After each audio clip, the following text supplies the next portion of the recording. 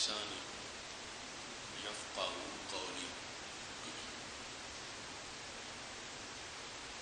أحمدك اللهم يا مجيب كل سائل والصلاة والسلام على من هو أفضل الوسائل وعلى آله وأصحابه ذوي الفضائل أما بعد فأعوذ بالله من الشيطان الرجيم بسم الله الرحمن الرحيم وما كان الله ليطلعكم على الغيب ولكن الله يجتبي من رسله من يشاء صدق الله العظيم وصدق رسوله النبي الكريم الأمين إن الله وملائكته يصلون على النبي يا أيها الذين آمنوا صلوا عليه وسلموا تسليما الصلاة والسلام عليك يا سيدي يا رسول الله وعلى آلك وأصحابك يا حبيب الله. خوش شاخوں کو وہ تازہ گلاب دیتے ہیں، خوش شاخوں کو وہ تازہ گلاب دیتے ہیں، عہد پیری کو وہ پھر سے شباب دیتے ہیں. پڑھ لے درود غفلت نہ کر خدا کی قسم، تیرے سلام کا وہ ابھی جواب دیتے ہیں.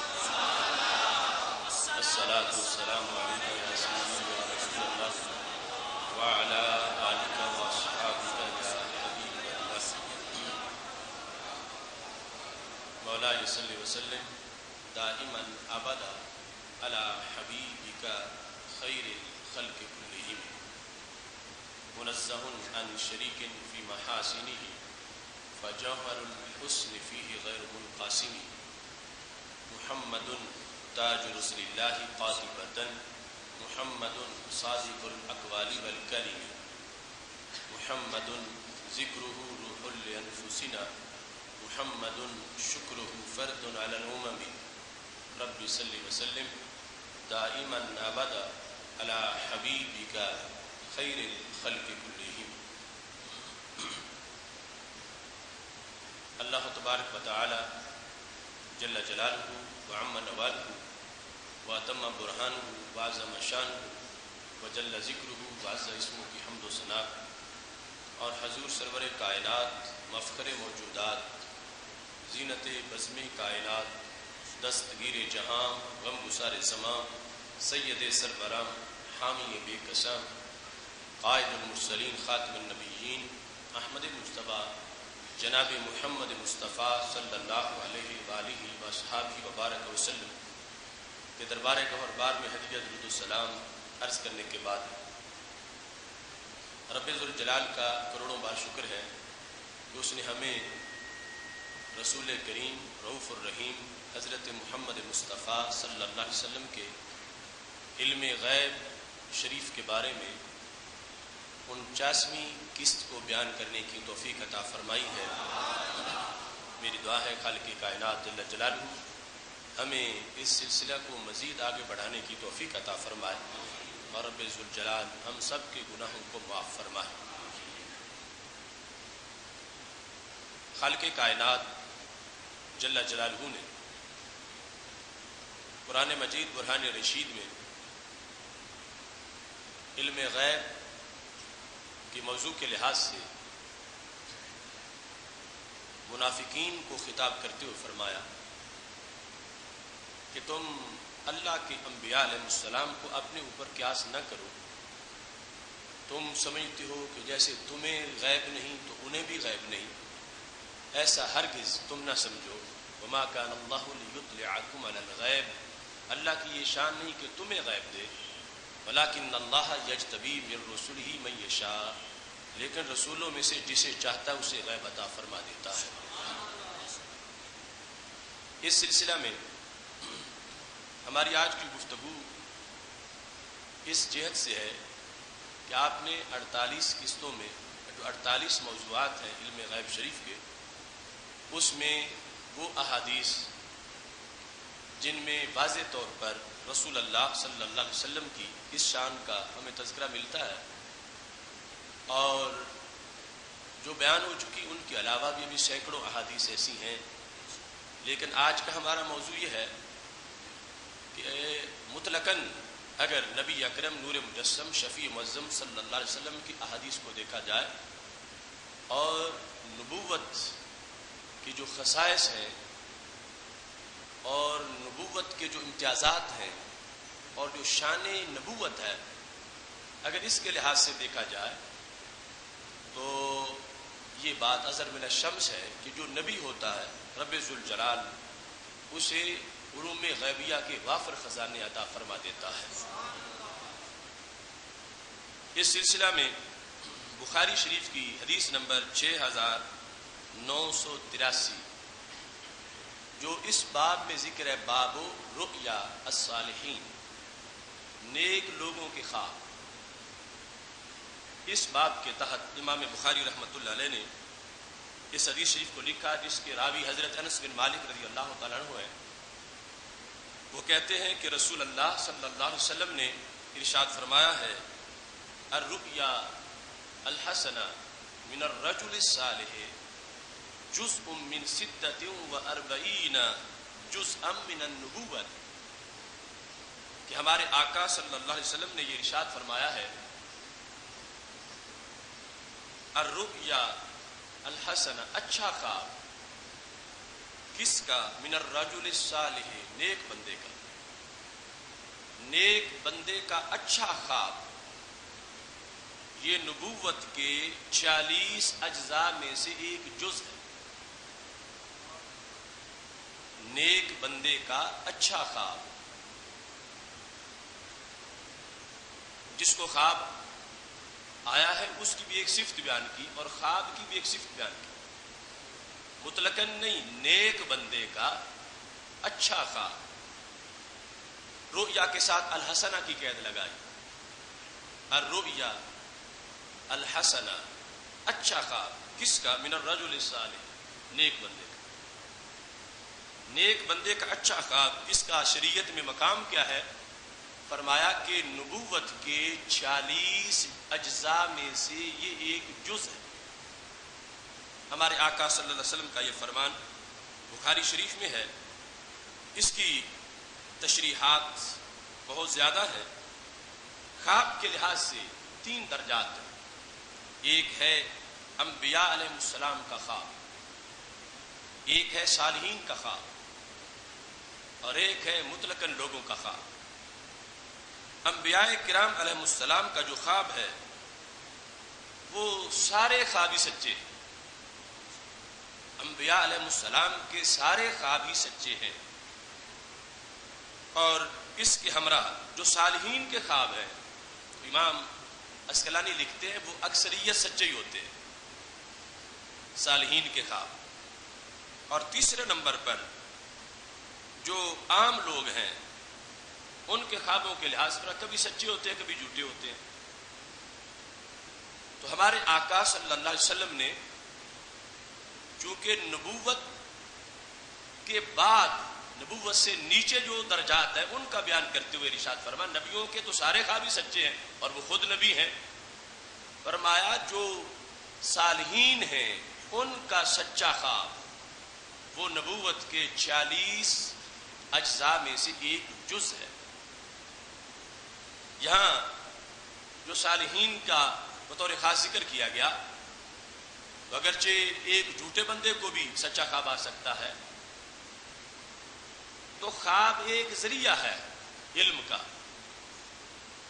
لیکن خواب کے لحاظ سے جو میرٹ ہمارے نبی علیہ الصلوۃ والسلام نے بیان کیا ہے وہ صحیح مسلم میں حدیث شریف ہے، فرمایا اصدقہم رؤیا اصدقہم حدیثا، جو سچی باتیں کرتا ہے، زیادہ سچ بولے اس کے خواب بھی سچے ہوتے ہیں۔ اصدقہم رؤیا اصدقہم حدیثا، جو شخص بات کرتے وقت، لوگوں سے گفتگو کرتے وقت صرف سچ نہیں بولتا، صرف صادق نہیں بلکہ اصدق ہے، صادق ہے سچا، اصدق ہے بہت زیادہ سچا، اصدق سپرلیٹو ڈگری ہے ٹرو مین کی، بہت زیادہ سچا، فرمایا جو بات کرنے میں بہت زیادہ سچا ہو اس کے خواب بھی بہت زیادہ سچے ہوتے ہیں. اس لحاظ سے پتہ چلا کہ خوابوں کے اندر زبان کی صداقت کا حصہ ہے اور خوابوں میں بندے کے کردار کا ایک حصہ ہے. اور اس لحاظ سے جو خواب بندے کو نہ آیا ہو اور بندہ ظاہر کرے کہ مجھے آیا ہے، اس کی شریعت میں بڑی وعید آئی ہے کہ جو اپنی طرف سے گھڑ گھڑ کے جھوٹے خواب بیان کرتا رہے اس کی بڑی گرفت ہے.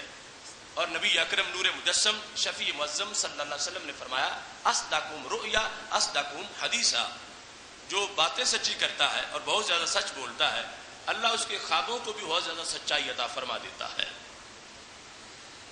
اس مقام پر یہ جو لفظ ہیں ہمارے نبی علیہ الصلوۃ والسلام کے کہ جزء من 46 جزءا من النبوہ، یہ بھی بڑے قابل غور الفاظ ہیں کہ سچا خواب نبوت کے 46 اجزاء میں سے ایک جز. ایک تو یہ لفظ 46 ہے، اس کے علاوہ بھی عدد حدیث شریف میں موجود ہے، لیکن یہ سب سے اس سند کے لحاظ سے جو جامع حدیث ہے وہ میں آپ کے سامنے پیش کر رہا ہوں. ورنہ اس کے علاوہ بھی 9-10 اور بھی روایات ہیں جن میں مختلف عدد کی نبوت کل اتنے حصے ہیں اور ان میں سے ایک حصہ خواب ہے.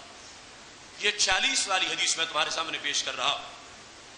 اس کو سن کے کوئی شخص یہ اپنی طرف سے جملہ نہیں بول سکتا کہ جس کا خواب سچا ہے معاذ اللہ کوئی کہے کہ نبوت کے 46 حصوں میں سے یہ 46ویں درجے کا ایک نبی ہے یا نبوت کا 46واں حصہ اس میں موجود ہے. نبوت منقطع ہو چکی ہے اور سید عالم نور مجسم شفیع معظم صلی اللہ علیہ وسلم آخری نبی ہیں. تو یہ 40 حصوں میں سے نبوت کا ایک جز ہے. اس کا مطلب کیا ہے کہ میرے محبوب علیہ السلام فرماتے ہیں کہ نبوت کے جو علم ہیں، علوم نبوت کے سورسز میں سے علم نبوت کی ایک تجلی اس کو عطا فرمائی گئی ہے.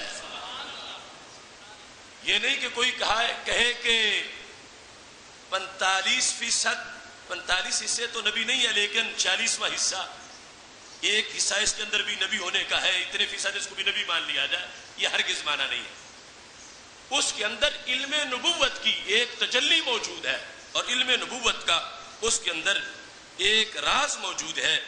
یا یہ کہہ سکتے ہو کہ یہ شخص ایسا ہے کہ جس کو نبوت کے ساتھ اللہ نے مناسبت عطا فرما رکھی ہے، کہ اس کی سوچ نبوت سے بڑی مناسبت رکھتی ہے، اس کے زیر سایہ.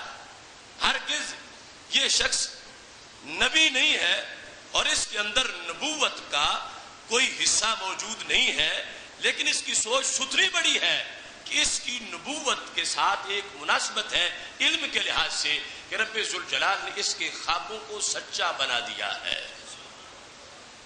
اس مقام پر اب وہ دیکھنا پڑے گا کہ وہ 40 حصے ہیں کیا، کہ خواب سچا ان 40 حصوں کی ایک تجلی ہے.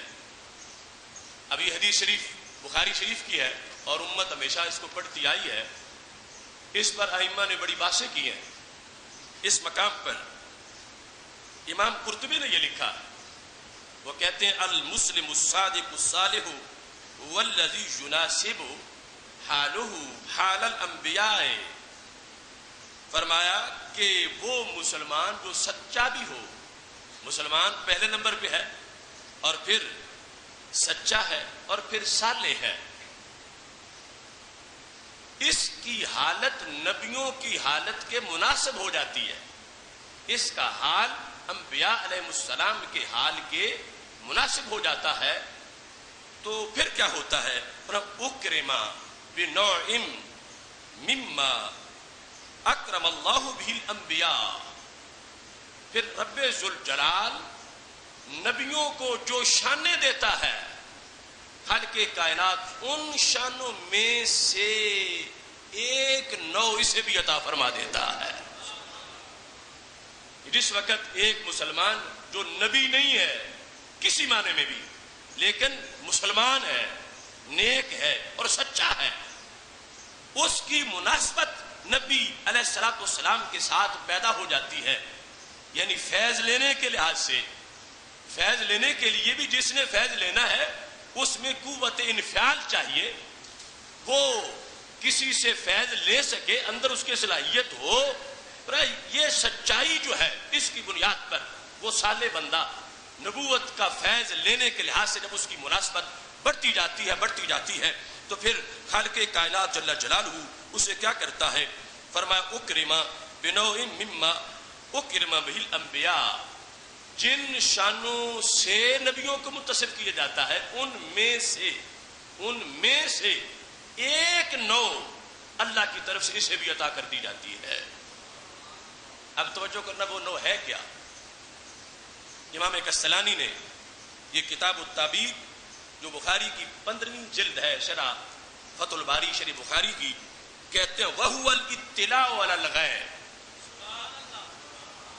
کہ جب کوئی بندہ مسلمان بھی ہو، سچا بھی ہو، صالح بھی ہو، تو اس کی نبوت کے ساتھ مناسبت ہوتی ہے فیض لینے کے لحاظ سے کہ وہ اندر سے اتنا تیار ہو چکا ہے کہ نبوت سے فیض اس درجے کا بھی لے، ورنہ تو ہر مسلمان ہی فیض لیتا ہے تبھی تو مسلمان ہے، لیکن یہ بندہ جو مسلمان ہے اور سچا ہے، صالح ہے، اس کی جب مناسبت جوان ہو جاتی ہے نبوت کے زیر سایہ فیض لینے کی، تو پھر رب ذوالجلال نبیوں کو جن شانوں سے نوازتا ہے اس کی ایک نوع اسے بھی عطا کر دیتا ہے، اور وہ نوع کیا ہے؟ کہتے وَهُوَ الْإِطِّلَاعُ عَلَى الْغَیْبِ، اللہ پھر خواب کے ذریعے اسے بھی غیب بتا دیتا ہے۔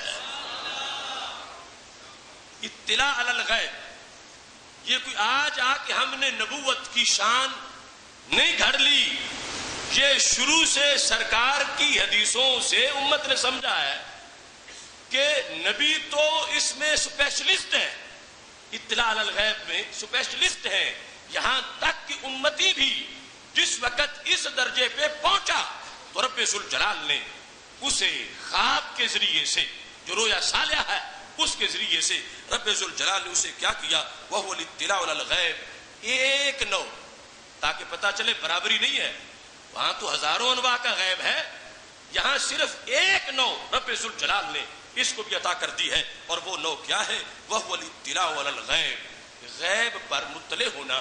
تو خالق کائنات جل جلالہ نے اسے غیب پر مطلع کرنے کا جو اسے وصف دیا ہے وہ بذریعہ خواب دیا ہے۔ اس میں یہ ہے کہ نبیوں کے خواب قطعی ہوتے ہیں اور اوروں کے خواب قطعی نہیں ہوتے، ظنی ہوتے ہیں، لیکن ان میں بھی من وجہ علم آ جاتا، من وجہ ادراک آ جاتا ہے۔ اس بنیاد پر امام قرطبی نے کہا کہ جو رسول اللہ صلی اللہ علیہ وسلم نے ارشاد فرمایا ہے کہ الرؤیا الحسنہ من الرجل الصالح جزء من 40 جزءا من النبوت، کہ جو نیک بندے کا خواب ہے یہ نبوت کے 46 اجزاء میں سے ایک جز ہے، تو اس کا یہ مطلب بنتا ہے کہ یہ شخص اپنی مناسبت انبیاء علیہ السلام کے ساتھ قائم کر لیتا ہے، تو وہاں پر تو 46 انواع ہیں، رب ذوالجلال ایک نوع اسے بھی عطا فرما دیتا ہے۔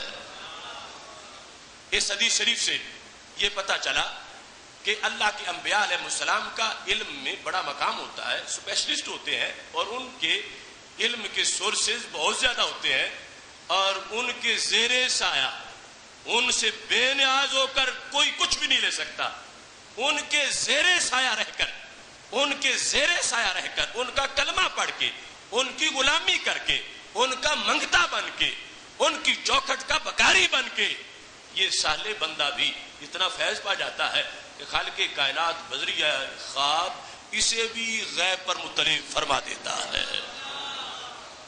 یہاں پر مختلف علماء کی جو باتیں ہیں ان میں سے امام حلیمی جو ہے انہوں نے بیان کیے کہ وہ 40 اجزاء کیا ہو سکتے ہیں کہ جن میں سے ایک جز خواب کے ذریعے جس کو بیان کیا جا رہا ہے وہ 46 اجزاء کیا ہے۔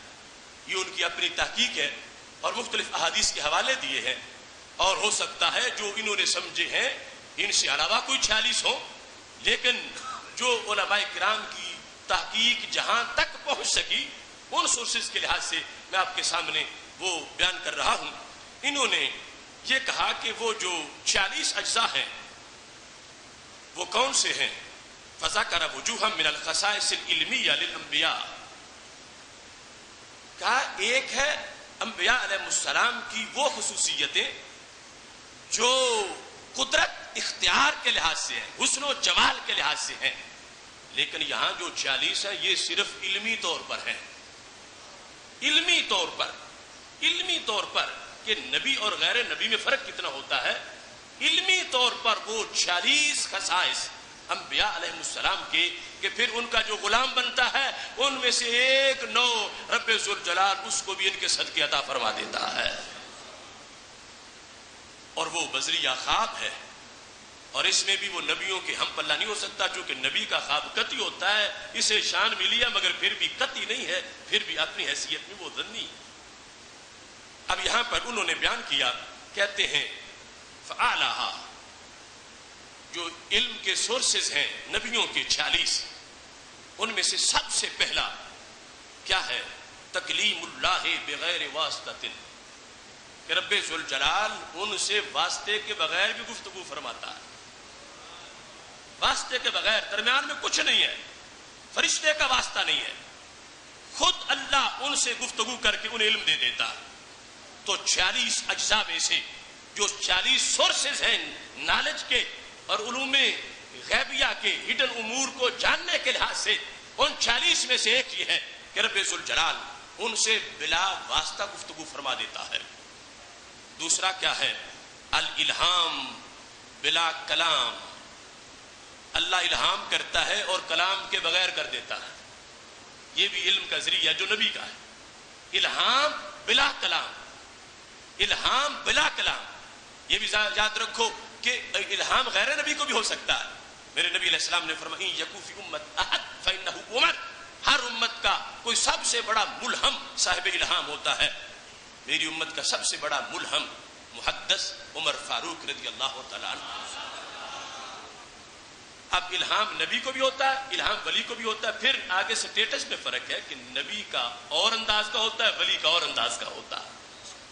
تو دوسرا جو سورسز میں سے ہے سورس اس کو بیان کرتے ہوئے کہا الالہام بلا کلام، بغیر کلام کے الہام، بل یجد علم شیء فی نفسہ من غیر تقدم ما یوصل الیہ بحس اور استدلال، کہ اللہ کے نبی صلی اللہ علیہ وسلم ان کو اپنے طور پر اچانک وہ علوم آ جاتے ہیں، وہاں کسی واسطے کی ان کو ضرورت نہیں پڑتی، ان کی صلاحیت اس انداز کی ہو جاتی ہے۔ تیسرا الوحی علی لسان ملک یراہ فیکلمہ، کہ رب ذوالجلال علم دینے کے لیے فرشتے کو بھیج دیتا ہے، اور وحی بذریعہ فرشتہ ہوتی ہے، اور پھر فرشتہ نظر بھی آ رہا ہوتا ہے اور بول بھی رہا ہوتا ہے۔ یہ تیسرا یہ ذریعہ ہے نبیوں کو علم دینے کا، بذریعہ فرشتہ، جو فرشتہ نظر بھی آ رہا ہو اور جو فرشتہ بول بھی رہا ہو، اس انداز میں رب ذوالجلال ان کے ذریعے سے اپنے نبی علیہ السلام کو علم عطا کر دے۔ چوتھا نفس الملک فی روعہ، فرشتے کا نبی کی دل کے اندر پھونک دینا، اور اس انداز میں یہ وہ وحی ہوتی ہے جس کا تعلق کان سے نہیں ہوتا، جس کا تعلق دل سے ہوتا ہے، یعنی یہ وحی بحیثیت اس کے کہ کان کو سنائی دے، کان کو نہیں، یہ انداز وہ ہے کہ جس میں دل کے اندر لاتا فرشتہ ہے، واسطہ فرشتے کا ہے، لیکن وہ اس انداز میں کہ وہ پھونک رہا ہے اور دل کے اندر ایسی صلاحیت ہے جس سے رب ذوالجلال کا دیا ہوا علم منتقل ہو رہا ہے، اور اس میں فرشتہ تو واسطہ ہے، اور میان طالب و مطلوب رمزیس کرامن کاتبین ہم خبر نیست، تو یہ نہ کہ فرشتہ زیادہ جانتا ہے، نہیں، وہ واسطہ ہے، وہ الف لام میم کے ذریعے جب کلام کر کے بولتا ہے، پھر بھی سرکار فرماتے فہم تو لانے والے کو خبر نہیں ہوتی، جن کی طرف آ رہا ہے وہ سمجھ رہے ہوتے ہیں۔ اس کے ساتھ یہ مقام جس میں آنکھ کان نہیں بلکہ دل، استعمال ہوتا ہے. یہ چوتھا انداز ہے. پانچواں اکمال عقلہ فلا یعرض له فی عارض اصلا، کہ رب ذوالجلال اپنے نبی کی عقل اتنی کامل بناتا ہے کہ جہاں جہالت آ ہی نہیں سکتی.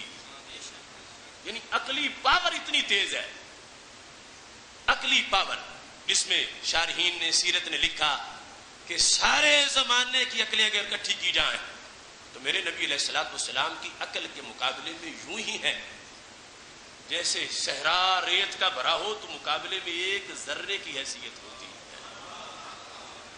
تو رب ذوالجلال عقل کو کامل کر کے، ویسے تو ہم سارے اب جو صحیح سمجھتے ہیں سوچتے ہیں سلیم العقل ہے، مگر اس سے آگے کئی مراتب ہیں. وہ تکمیل عقل اس انداز کی کہ پھر انہیں جب وہ سوچے تو آگے کوئی رکاوٹ نہیں ہوتی. علم کے حصول میں آگے کوئی حجاب نہیں بنتا، کوئی پردہ نہیں بنتا. رب ذوالجلال اتنا ان کو عقلی طور پر عروج دیتا ہے، اتنا کمال دیتا ہے کہ اگرچہ اللہ کی طرف سے نہ کلام ہو رہا ہو، نہ فرشتہ آ رہا ہو، نہ الہام ہو رہا ہو، پھر بھی ان کی عقل کو رب ذوالجلال اتنا کمال دے دیتا ہے کہ جس کی وجہ سے وہ عقل من حیث العقل، اتنا نور ہے ان کے دماغوں میں کہ ان کے سامنے پھر چیزیں چھپتی نہیں، ساری چیزیں ان کو چھپی ہوئی سامنے نظر آنا شروع ہو جاتی ہے. چھٹا مقام قوت حفظ ہی، رب ذوالجلال ان کو حافظہ بڑا تیز دیتا ہے. اب یہ دو جدا جدا چیزیں ہیں، عقل کا کامل ہونا اور قوت حافظہ. یہاں تک کہ کہتے ہیں کہ حتی یسمع سورۃ الطویلۃ، کہ لمبی سورت سنتے ہیں، لمبی سورت، پھر فیحفظھا من مرہ ولا ینسى منها حرفا. لمبی سورت مثال کے طور پر گھنٹہ نازل ہوتی رہی اور ایک بار ہی سنی، لیکن حرف بھی نہیں بھولے، سب کچھ یاد کر لیا ہے. یہ بھی رب ذوالجلال کی طرف سے ایک وہ 46 میں سے ایک جز ہے کہ خالق کائنات جل جلالہ اس طرح بھی اپنے انبیاء علیہ السلام کو علم دیتا ہے. اس کے اندر 7واں حصہ عصمتہ من الخطاء فی اجتہادہ، اللہ ان کو یوں بھی علم دیتا ہے کہ جب کوئی مسئلہ اپنے اجتہاد سے بیان کرتے ہیں تو اللہ ان کو خطا سے محفوظ رکھتا ہے. دیکھو نبی ہونے کی شان کتنی بڑی ہے. اور ان چیزوں کو سنتے وقت آپ ذہن میں رکھیں کہ آج ہمارے معاشرے کے کچھ بدبختوں نے نبوت کے ساتھ کیسا مذاق شروع کیا ہوا. کہتے ہیں نبی کو دیوار کے پیچھے کی پتہ نہیں، نبی کو کل کا پتہ نہیں، اور نبوت کا ان کو اندازہ ہی نہیں کہ نبوت ہوتی کیا چیز ہے، اور کہتے ہیں ہم ان جیسے، وہ ہم جیسے. اور یہاں پر میرے آقا علیہ الصلوۃ والسلام کے واضح لفظوں میں، نص میں، بخاری میں یہ تو آ گیا کہ وہ 46 اجزاء ہیں. ایک میں تو 76 تک بھی ہیں. 46 اجزاء، اور ان میں سے ایک ذریعہ علم کا وہ جدا کر کے خواب میں بیان کیا گیا.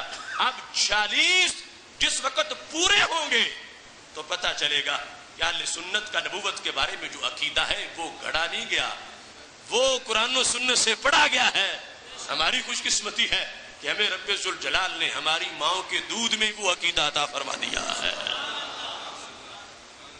ورنہ لازم ہے سب پر وہ 46 پورے کر کے دکھائیں، اور پھر جو اس انکار پہ مسلک رکھتے ہیں اس کو سچا بھی ثابت کر کے دکھائیں. جب 46 مانیں گے تو پھر تب مانیں گے جب مسلک اہل سنت قبول کریں گے.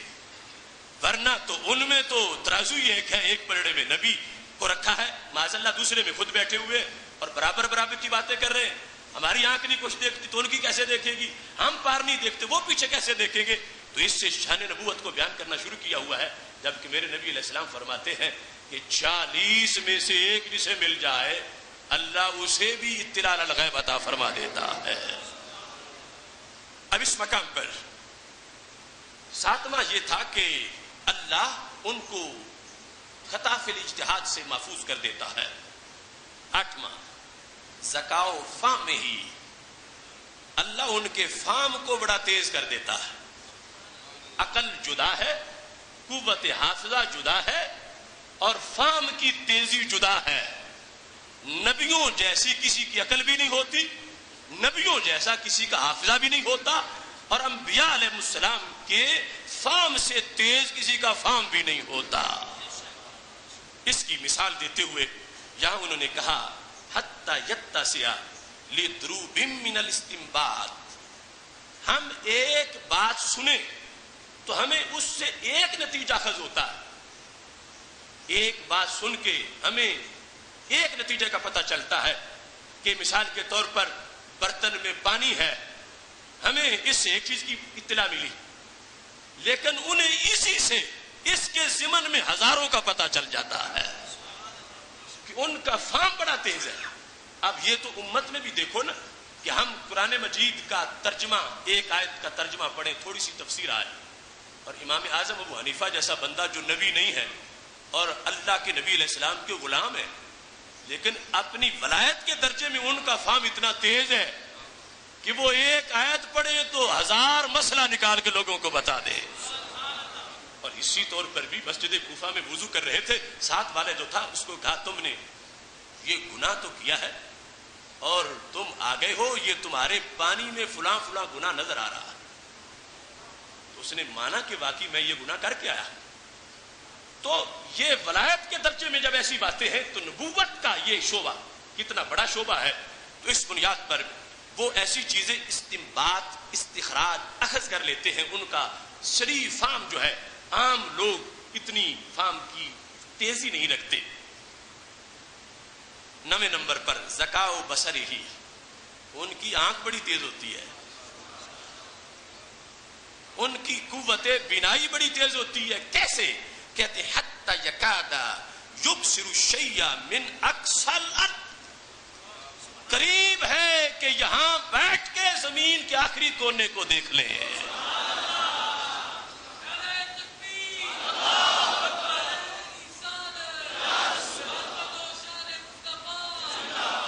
اب سوچو نا کہ وہ لوگ کتنے پٹڑی سے اترے ہوئے ہیں جو کہتے ہیں ہمیں دیوار کے پیچھے نظر نہیں آتا تو انہیں بھی نظر نہیں آتا، ان کو یہ خبر نہیں ہے کہ تم تو غیر نبی ہو اور وہ نبی ہیں، تو نبی کے نبی ہونے کا تو لحاظ رکھو کہ وہ نبی ہیں۔ تو ان کے سورسز میں سے ایک کیا ہے یہاں انہوں نے بیان کیا، اور یہ جتنے بھی بیان کیے ان میں سے ہر ایک کی درجنوں دلیلیں ہیں جو ہم اپنی قسطوں میں بیان کر چکے ہیں۔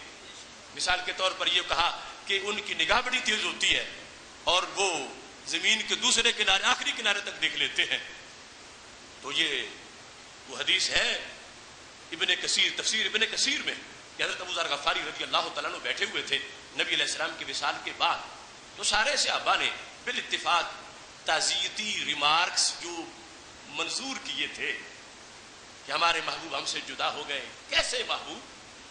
کہتے ہیں ترکنا رسول اللہ صلی اللہ علیہ وسلم وما طائر ينقلب جناحيه في الهواء الا وهو يذكر لنا علما منه، وہ محبوب صلی اللہ علیہ وسلم ہم سے جدا ہو گئے کہ بڑا حادثہ، بڑا واقعہ تو بڑا واقعہ رہا، اگر دنیا کے کسی کونے میں کوئی پرندہ اڑنے کے لیے پر بھی کھولتا تھا ہمارے نبی وہ خبر بھی دے دیتے تھے۔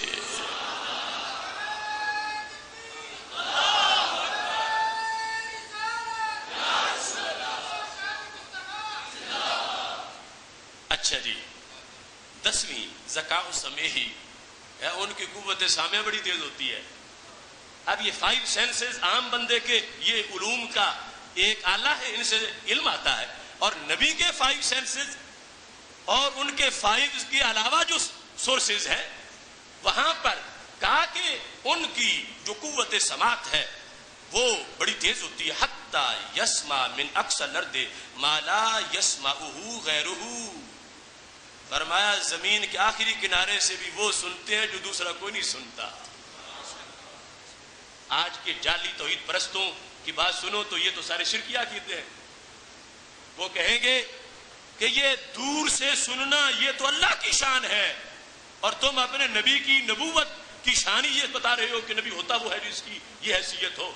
تو میں کہتا ہوں ظالموں سوچو تو صحیح، بول کیا رہے ہو کہ دور سے سننا اللہ کی شان ہے؟ پہلے کوئی رب سے دور ہو تو پھر رب کو سنائے، رب سے تو کوئی دور ہے ہی نہیں، وہ تو شارک سے بھی قریب ہے۔ اور پھر یہاں پر ہم بات کر رہے ہیں قوت سامعہ کی، ایک मुसव्वफ जब लहरें टकराती हैं तो अंदर समात पैदा होती है। मेरा रब तो पट्ठों से पाक है, वो आज़ा से पाक है, उसकी शान और है। या रसूलल्लाह तशरीफ या मोहतरम सामीन हजरात, अब देखिए यानी कितना ऊंचा दर्जा और कितना ऊंचा मकाम है कि एक समात के अंदर अक्सर, और ये दलीलें हम वो बयान कर चुके हैं, मुस्नद इमाम अहमद में है, मेरे नबी अलैहिस्सलाम फरमाते अत्तकिस समा, सहाबा आसमान की आवाज निकली है, तुमने नहीं सुनी, मैंने सुनी। क्यों?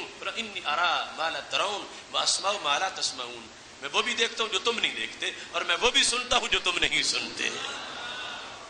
तो ये नबूवत की शान है। अच्छा 11वीं ज़का व शम्मे ही, फरमाया उनकी कुव्वत शामा, सूंघने की कुव्वत बड़ी तेज होती है, सूंघने की कुव्वत बड़ी तेज होती है। कैसे? कहते कमा वकाली याकूब फी कमीस यूसुफ, जिस तरह हजरत यूसुफ अलैहिस्सलाम की कमीज की खुशबू हजरत याकूब अलैहिस्सलाम को मीलों दूर से आ गई थी। कुरान कहते इन्नी लाजिदु रिह यूसुफ, मुझे तो उनकी खुशबू आ रही है। तो ये फरमाया नबूवत की जो सूंघने की ताकत होती है, इसमें भी बड़े इल्म होते हैं और ये बड़ी तेज होती है। जहां तक कि हजरत याकूब अलैहिस्सलाम ने सूंघ लिया हजरत यूसुफ अलैहिस्सलाम की कमीज को। 12वीं कहते तक़वियतु जसदी, उनकी जिस्मानी पावर बड़ी ज्यादा होती है, वो बॉडी वाइज बहुत ताकतवर होते हैं। रूहानी ताकत तो अपनी जगह, वो जिस्मानी तौर पर भी उनको रब्बे जुल जलाल बड़ी कुव्वतें देता है। कैसे? कहते हत्ता सारा फी लैलतिन मसीरत सलासीन लैला, वो एक रात में पूरे महीने जितना सफर तय कर लेते हैं। बाकी थक थक के हार हार के गिर जाएं, वो एक रात में पूरे महीने जितना सफर तय कर लेते हैं। ये जो दूसरा है कि बुर्राक से करें, रफ रफ से करें, वो अलग है, यानी कदमों पे चल के थकावट ना हो।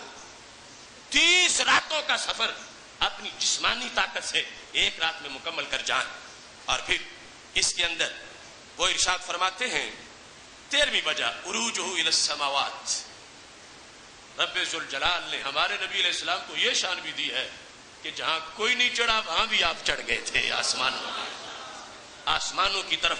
तो ये भी इल्म का इल्म मिलता है ना। एक बंदा गुजरावाला में बंद है बतौर मिसाल, एक है वो सारी दुनिया के चक्कर लगा के आता है, कभी किसी मुल्क में कभी किसी मुल्क में। अब जाहिर है कि उसकी ऑब्जर्वेशन ज्यादा है। एक वो मखलूक है जो जमीन पे रहती है, बशरियत है गलियों में रहने वाली, दूसरी बशरियत है सरे अर्श जा बैठने वाली। जाहिर है कि उस बशरियत का मुशाहदा और है, उनके मालूमात और हैं। तो कहा इस मकाम पर कहते हैं उरूज, उनका उरूज हुई समावा राबी शरिहा 14वां कहते हैं मजी उल वही लहू फी मिसले सलसलतिल जर्स, कुर्बान जाए हर वजह घंटों बाज की मुस्तहिक। उनकी ये भी सलाहियत होती है कि जब वह यूं आए जैसे सलसलातुल जर्स होता है। सलसलातुल जर्स क्या? घंटी की आवाज, घंटी की आवाज। अब घंटी की आवाज वो लिखा यहां पर शायरीन ने कि कोई इससे म्यूजिक का इस्तेदलाल ना करे, इससे वो म्यूजिक वाली घंटी मुराद नहीं है, म्यूजिक तरन्नुम के बगैर वाली घंटी मुराद है। वो घंटी अब उससे आम कान सिर्फ आवाज सुन रहा है और नबी के कान उसी से ही अलिफ लाम मीम ज़ालिकल किताब सुन रहे हैं। अल्लाह ने उनको ऐसे सोर्सेज दिए हैं, आम कान, घंटी सिर्फ घंटी उनके लिए। लेकिन नबी अलैहिस्सलातु वस्सलाम के कान जो है उन पर जो वाही का ये अंदाज है वो कैसा है कि सलसलातुल जर्स वो घंटी की आवाज है और उससे भी वो लफ्ज निकालते हैं कि जेर जबर का फर्क नहीं होता। घंटी की तो मुसलसल थी और कोई लफ्ज नहीं था, तलफ्फुज नहीं था, प्रोनाउंसिएशन नहीं था, बल्टिंग नहीं थी, मुसलसल आवाज थी। और अल्लाह ने नबी सल्लल्लाहु अलैहि वसल्लम को कान कैसे दिए हैं? उसी मुसलसल ट्यून से उन्होंने पूरी सूरत समझ ली है और कोई गलती नहीं होने पाई। इसके बाद 15वीं ताकत क्या है? तकलीमुश शाह, وہ بکری کی بولی بھی سمجھتے ہیں. نبوت کے علم کے 46 پہلو، علم کے نالج جو نبوت کا ہے اس کے 46 میں سے ایک دیا گیا خواب والے کو، تو یہ اس کے اندر سے بیان ہو رہا ہے. اس کا 15واں تکلیم الشاہ، بکری سے گفتگو کر لینا اور بکری بولے اور ان کا سمجھ جانا. اور بلکہ انہوں نے اجمالاً لکھا وہ جس مقام پر وہ یہودیہ نے روسٹ بکری بیچی تھی، اگلی ٹانگوں میں زہر ملایا تھا، میرے نبی علیہ السلام کو پتہ چل گیا. بلاؤ اس کو. جب وہ آئی تو کہا کیا سممتے، کیا تم نے بکری کی اگلی ٹانگوں میں زہر ڈالا؟ تو کہتی ہے من اخبارہ کا، آپ کو کس نے بتایا؟ میں نے ڈالا تھا مگر میں نے تو کسی کو نہیں بتایا. آپ کو کس نے بتایا؟ تو میرے نبی علیہ السلام کے ہاتھ میں بکری کی اگلی ٹانگ کی بوٹی تھی. فرمایا اخبرتنی ہاسہی اجسرا، یہودیہ مجھے اس بوٹی نے بتا دیا ہے، مجھے تو اس بوٹی نے بتا دیا ہے. اب یہ بکری زندہ ہوتی تو بوٹی تو نہ بولتی، صبح بولتی، اور وہ بھی ہر کسی کو ترجمہ نہ آتا. اور یہاں بکری روسٹ ہو چکی، بھونی جا چکی، بوٹی کٹ چکی، لیکن سرکار کے ہاتھوں نے اسے بھی بلا لیا ہے. تو یہ نبوت ہے، کوئی عام بات تو نہیں. نبوت کے ادراکات اور علوم کہ ان کا قوت لامسہ اتنی تیز ہے، جن کے طلبوں کا دھون ہے آب حیات ہے وہ جانے مسیحا ہمارا نبی. قوت لامسہ ٹچنگ پاور اتنی تیز ہے کہ بے جان بکری کی بھونی ہوئی بوٹی کو جب میرے محبوب کے ہاتھ لگے ہیں تو اس نے بھی بولنا شروع کر دیا ہے.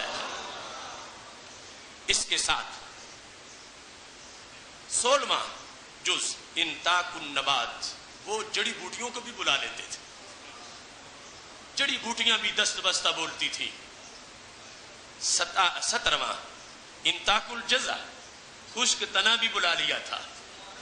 وہ مسجد نبوی شریف کا ستون جو بخاری شریف میں ہے، صحت النخلۃ التي كان يخطب عندها، جب سرکار دو عالم نور مجسم شفیع معظم صلی اللہ علیہ وسلم اسے چھوڑ کے ممبر کی طرف گڑے تو اس نے چیخنا شروع کر دیا. واقعی طور پر اتنا روئی، صحابہ کہتے ہیں حتی کادت ان تنشق، لگتا تھا رو رو کے پھٹ جائے گی. وہ خشک تنے کو بلانا یہ بھی ان کے علم کا اعجاز ہے، ان کے علم کا انداز ہے. 18واں انتاق الحجر، پتھر کو بلا لینا. پتھر کو بلا لینا کس طرح؟ حضرت علی رضی اللہ تعالیٰ عنہ کہتے ہیں فَمَسْتَقْبَلَ شَجَرٌ وَلَا حَجَرٌ وَلَا مَدَرٌ إِلَّا قَالَ السلام علیکہ یا رسول اللہ. ہم گزر رہے تھے، سامنے سے جو بھی پتھر آیا، جو بھی درخت آیا، مٹی کا ڈھیلا آیا، اس نے کہا محبوب تجھ پہ سلام. اور سرکار فرماتے انی لعارف حجرا بمکہ کان یسلم علی قبل ان ابعث، میں ابھی تک مکہ شریف کے اس پتھر کو جانتا ہوں. میں نے تو نبی ہونے کا اعلان نہیں کیا تھا مگر وہ مجھے نبی کہہ کے ہی سلام کرتا تھا. یہ جو پیدائشی نبی،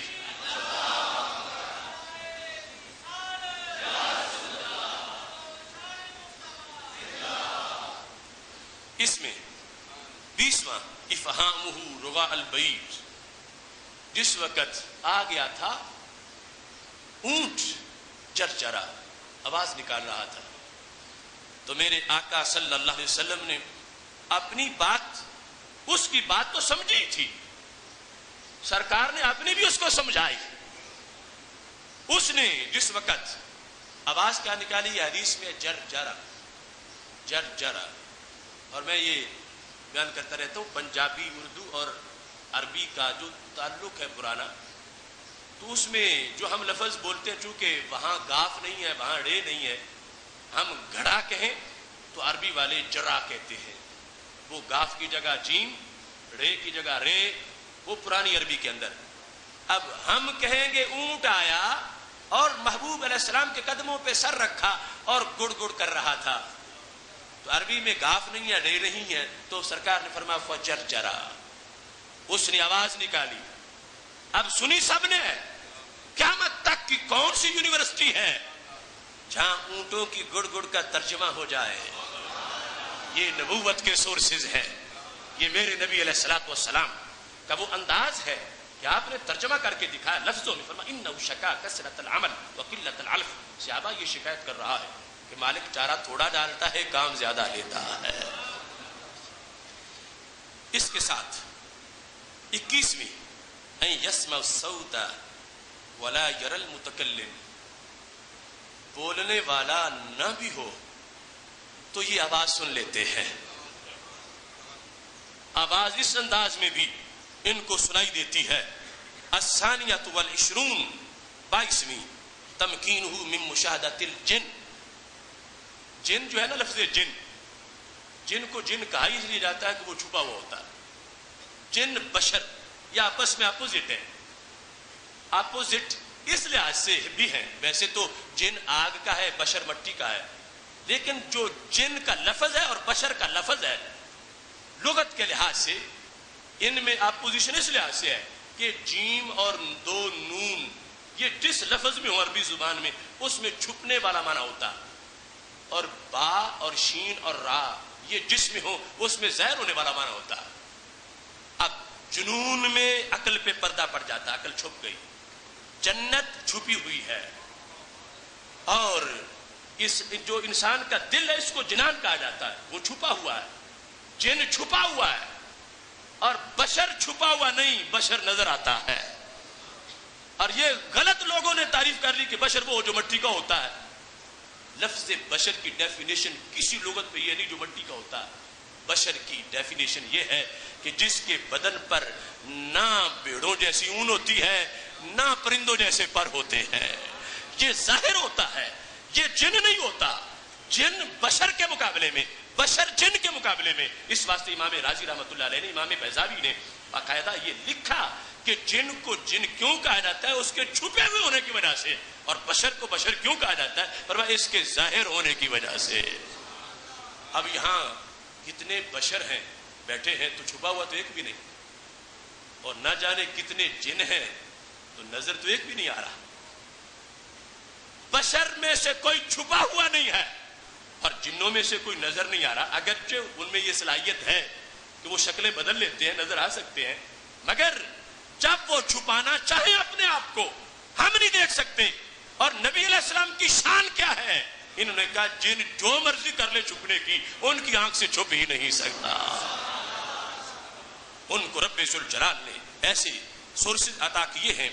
تو یہ اس لحاظ سے انہوں نے کہا الثانیۃ والعشرون تکمینہ من مشاہدۃ الجن.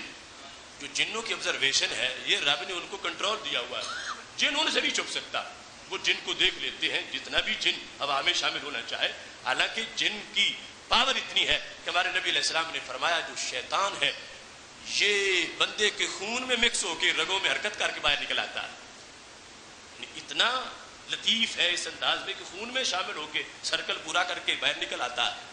اور فرمایا یبیت فی خیشوم الانسان، رات کے وقت ناک کے اوپر والے حصے میں رات بسر کرتا ہے اور وہاں بیٹھ کے دماغ کو کنٹرول کرتا ہے.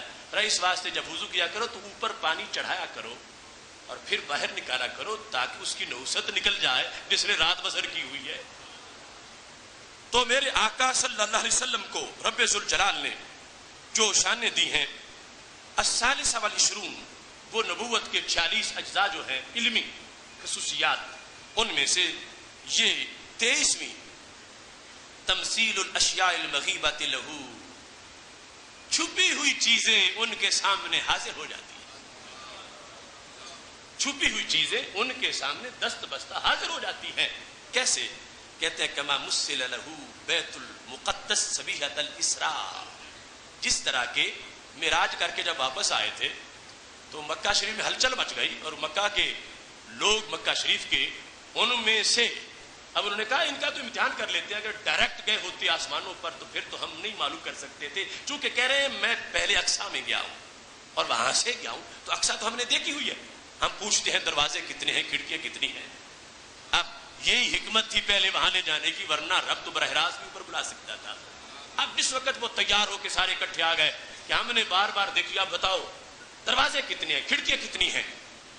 تو میرے نبی علیہ الصلوۃ والسلام کے سامنے بیت المقدس کو اٹھا کے کھڑا کر دیا گیا. جو پوچھتے تھے سرکار دیکھ کے بتا رہے ہیں. تو یہ بھی شان ہے رب ذوالجلال. اس انداز میں بھی پاور دی ہے. الرابعہ والعشرون 24ویں حدوث امر یعلم به العاقبۃ کما قال فی الناقہ لما برکت فی الحدیبیہ حبسها حابس الفیل. فرمایا ان کی یہ شان ہوتی ہے کہ وہ کسی چیز کو دیکھ کے مستقبل کی خبر دے دیتے ہیں. کسی چیز کو دیکھ کر رزلٹ بتا دیتے ہیں.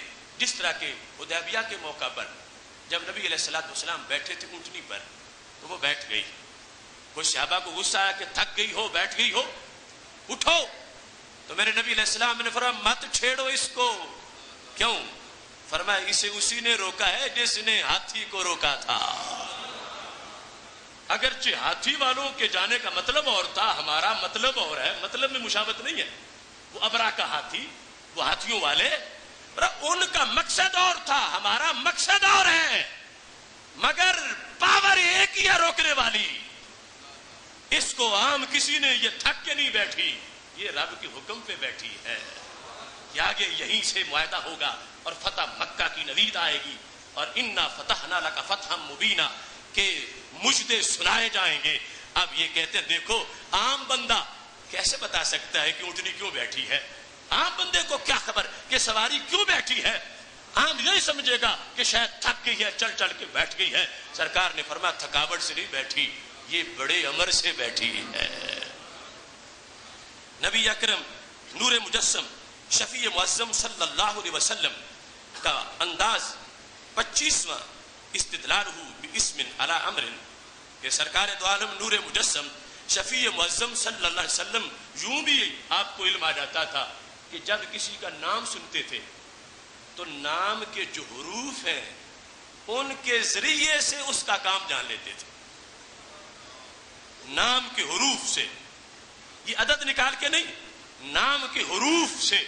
جس طرح کے مذاکرات ہو رہے تھے جس وقت حدیبیہ میں, تو چلتے چلتے جو مذاکرات کرنے وہاں پہنچا ان میں سے ایک شخص, اس کا نام نبی اکرم نور مجسم شفیع معظم صلی اللہ علیہ وسلم کے پاس جب آیا تو اس کا نام تھا سہیل بن عمر. تو سرکار نے فرمایا قد سہیل لکم الامر. سہیلا, اب مسئلہ حل ہو گیا, سہولت آ گئی, تسہیل آ گئی. سہیل سہولت سے ہے. جو تم کہتے ہو کہ اس کام میں سہولت ہے, یہ کام بڑا سہل ہے, سہل ہے, آسان ہے, ڈیفیکلٹ کے مقابلے میں سہل ہے. تو نام تھا سہیل. تو میرے نبی علیہ السلام نے فرمایا یہ جو مسئلہ کافی دیر سے اڑا ہوا ہے, بار بار مذاکرات ہو رہے ہیں, ادھر سے آتے ہیں, مجھ سے پوچھ کے جاتے ہیں, اب آ گیا ہے سہیل, تو پھر مسئلہ تو سہل ہو گیا. اب بات ختم ہو جائے گی, اب نتیجہ نکل آئے گا. اور ایسے ہی ہوا کہ وہ جو مذاکرات ہو گئے اور نتیجہ نکل آیا, تو یہ بھی رسول اللہ صلی اللہ علیہ وسلم کے جو اجزاء ہیں وہ علم کے سورسز, ان میں سے ایک یہ بھی ہے کہ اگرچہ اسی چیز کو جو مستقبل تھا اور بھی درجنوں طریقوں سے جان سکتے تھے, لیکن یہ لفظ سے آپ نے فوراً بول کے فرمایا قد سہل لکم الامر, اب امر آسان کر دیا گیا. تو یہ بھی ایک طریقہ ہے. ایسے ہی السادسہ والعشرون 26واں جز وہ یہ ہے ان ینظر شیئا علویا فیستدل به علی امر یقع فی الارض, کہ اوپر کوئی چیز دیکھ کر بالائی فضا میں سرکار زمینی امر کا فیصلہ کر دیتے کہ چونکہ اوپر یہ ہے, ایک تو اوپر وہ ہے نا کہ عرش کے پار دیکھ لیتے تھے, نہیں یہ مخلوق میں آسمان کے نیچے دیکھ کر زمین کا کوئی فیصلہ سنا دیتے تھے. جس طرح کہ رسول اللہ صلی اللہ علیہ وسلم نے دیکھا بادل, تو فرمایا لتستحل بنصر بنی کعب, یہ بادل بنی کعب کی مدد کا پیغام لے کے آ گیا ہے. تو اس کو دیکھ کر زمین کا ایک مسئلہ مستقبل کا سنا دیا اور اس کو واضح کر دیا. سید عالم نور مجسم شفیع معظم صلی اللہ علیہ وسلم کے جو نبوت کے مختلف شعبات ہیں علم کے, ان میں سے 27واں رؤیتہ من ورائہ, چہرہ آگے ہو اسی حالت میں پیچھے بھی دیکھ لینا. رؤیتہ من ورائہ, پشت کے پیچھے دیکھنا. چہرہ پھیر کے تو سارے پیچھے دیکھ لیتے ہیں, چہرہ سامنے رہے اور پشت کے پیچھے دیکھ لینا. میرے نبی علیہ السلام جماعت کرا رہے تھے، آخری صف میں کسی نے غلطی کی تھی، سلام پھیرتے ہی بلا لیا تھا، نام لے کے، اترون انه يخفى علي شيء مما تصنعون والله لا يخفى علي ركوعكم ولا خشوعكم انی لاراکم من وراء ظہری، کیا تمہارا یہ گمان ہو گیا ہے کہ میں جب نماز پڑھا رہا ہوں تو میں تمہیں نہیں دیکھ رہا ہوتا؟ خدا کی قسم تمہارا ظاہر بھی دیکھتا ہوں، تمہارا دل بھی دیکھتا ہوں، میں تو تمہیں پشت کے پیچھے سے بھی دیکھتا ہوں۔ دیکھو نبوت کی شان کیا ہے، لوگ برابری کرتے ہیں، کہتے ہیں انہیں ہمیں کچھ نظر نہیں آتا تو معذاللہ انہیں بھی کچھ نظر نہیں آتا، نہیں، علم کی شان دیکھو۔ 49ویں قسط میں ہم صرف یہ ایک طرح مصرع ان منکرین کے لیے پیش کر رہے ہیں کہ یہ 49ویں ہے، اللہ نے مہلت دی تو ہم 100 سے بھی آگے لے جائیں گے انشاءاللہ۔ ابھی 50ویں پر گولڈن جوبلی ہوگی، جشن علم رسول اللہ صلی اللہ علیہ وسلم، اور یہ اس مسجد کا اور مسجد کے سامعین کا اعزاز ہے، شاید پاکستان کی یہ منفرد مسجد ہو جس میں میرے نبی علیہ السلام کے علم کے بارے میں 49 جمعے کے خطبے مکمل ہونے والے ہیں۔ یہ ہمیں سعادت ہے۔ دوسرے لوگ مارے مارے پھرتے ہیں کہ کوئی دلیل ملے کچھ نہیں جانتے، ان کو پتہ نہیں۔ اب دیکھو ان کی بدبختی، ہم یہ خوش قسمتی رکھتے ہیں کہ خدا کی قسم میں یہ بھی ثابت کر سکتا ہوں میرے محبوب آپ بھی ہمیں دیکھ رہے ہیں کہ سید عالم نور مجسم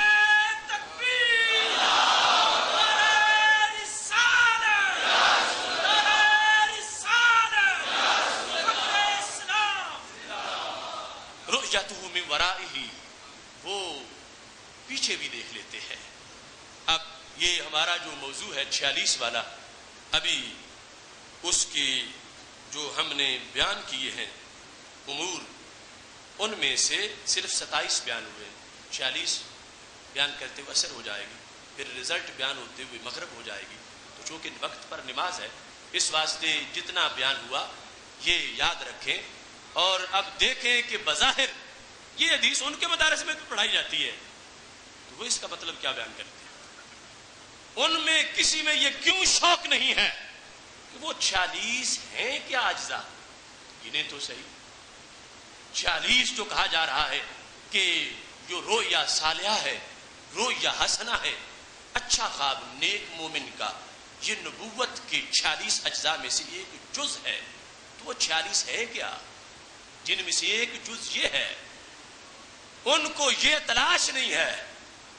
اور ہم اللہ کے فضل سے وہ جو واضح حدیث ہے وہ تو واضح رہی، اب جس میں براہ راست کوئی ہیڈنگ ہی نہیں علم غیب کا، بظاہر کوئی لفظ ہی نہیں علم غیب کا، اور اس کے اندر جب اتنی دلیلیں ہیں تو پھر اس کے علاوہ کتنی ہزار دلیلیں موجود ہوگی۔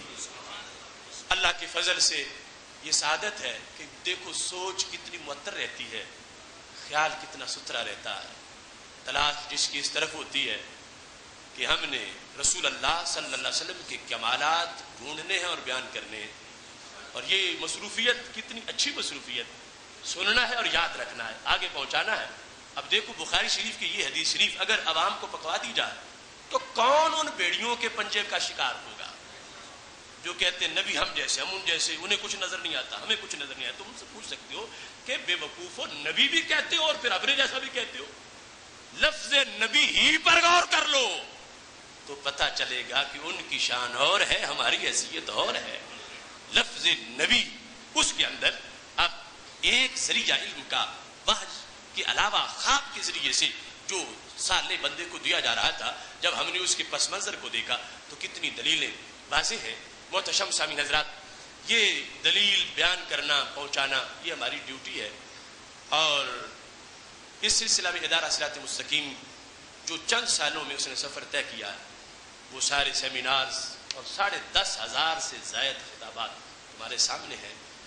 اس کو آگے پہنچانے کی ضرورت ہے، اور اس سے جس قدر گھٹن لوگوں کے اندر اور انہیں اپنی جو موت نظر آ رہی ہے وہ بھی تمہارے سامنے ہے۔ اور دیکھو میں چونکہ بالکل ایک طالب علم اور حقیر کمزور سا بندہ ہوں، لیکن ہم خاک نشینوں کی ٹھوکر میں زمانہ ہے۔ ہم نے توحید بیان کی، لوگوں نے سمجھا کہ اب توحید پہ تو یہ قبضہ کر گیا، کہ توحید پہ ہم خالص کا اضافہ کریں تو پھر بچ سکتے ہیں.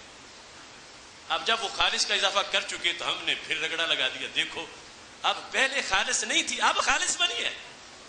تو انہوں نے کہا کہ اب ہماری توحید تب مانی جائے گی جیسے ان کا اشتہار چھپتا ہے عقیدہ توحید سیمینار، ایسے ہی ہمارا بھی چھپے تو پھر دنیا ہمیں سمجھے گی. میں کہتا ہوں جس کپڑے میں گند ہو اسے جتنی بھی تہ لگا لو اندر تو وہ کچھ ہی ہے. کبھی بھی شراب کی بوتل زمزم کا لیبل لگانے سے وہ زمزم تو نہیں بن جاتی. اس واسطے ہم نے جو پیش کیا اللہ کے فضل سے قیامت آ سکتی ہے، سورج مغرب سے طلوع ہو سکتا ہے، ہمارے کسی ایک دلیل کا بھی کوئی جواب نہیں دے سکتا.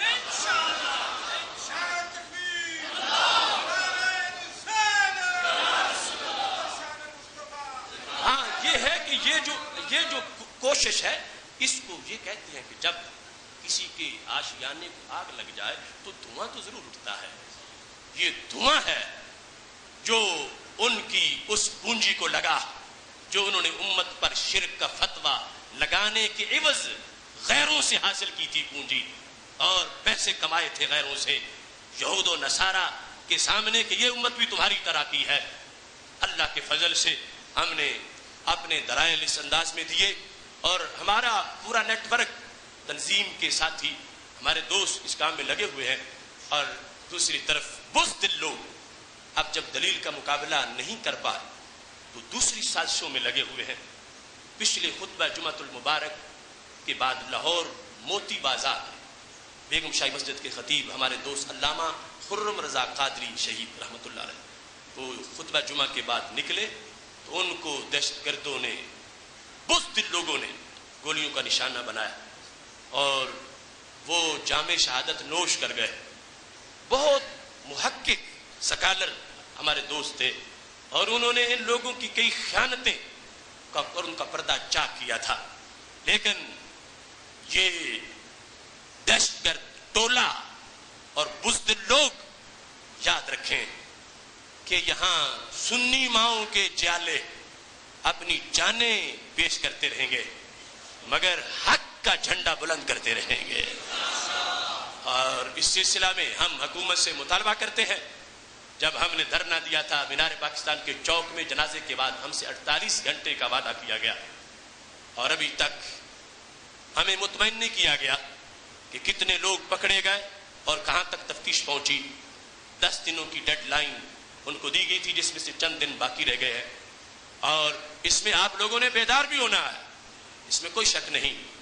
میرے محبوب علیہ السلام کے نام پر 1000 بار موت آئے تو ہمیں ایک بار ہی محسوس ہوگی اور اس میں گھبرائیں گے نہیں. مگر ہم نے زور بازو سے بھی لوگوں کو بتانا ہے کہ اہل سنت لا وارث نہیں ہے. اہل سنت ایک قوت کا نام ہے، ایک پاور کا نام ہے.